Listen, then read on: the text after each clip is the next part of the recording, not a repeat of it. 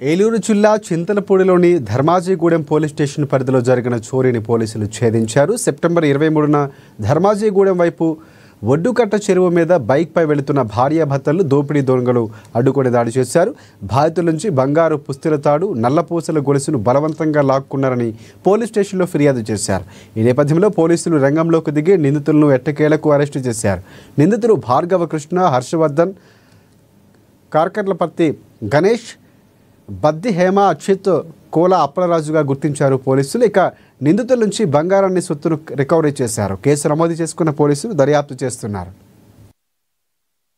మనకి జంగారెడ్డిగూడెం డివిజన్ పరిధిలోని లింగపాలెం మండలం ధర్మాజిగూడెం పిఎస్ లిమిట్స్ లో బాపిరాజుగూడెం దగ్గర గత నెల 23వ తారీఖున భార్య భర్తలు వెళ్తున్నప్పుడు వాళ్ళ దగ్గర నుంచి ఇద్దరు దుండగులు గొలుసు దొంగతనం చేయడం జరిగింది.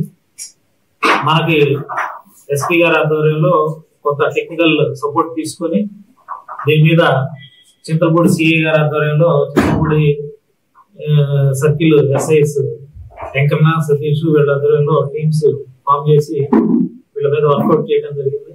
చేస్తే దీనిలో మనకి 5 మంది సభ్యులు ఉన్నటువంటి ఒక ముఠా, ఏలూరులో కాపురం ఉంటున్నటువంటి వీళ్ళు కొత్తగా చదువుకుంటూ అంతా డిగ్రీ చదువుతూ దుర్వ్యసనాలకు అలాగే ఆన్లైన్ రమ్మీ ఇలాంటి వాటికి అలవాట్లు పడి ఈజీ మనీ కోసం ఇలా దొంగతనాలకి అలవాటు పడ్డారు. వీళ్ళు గతంలో మన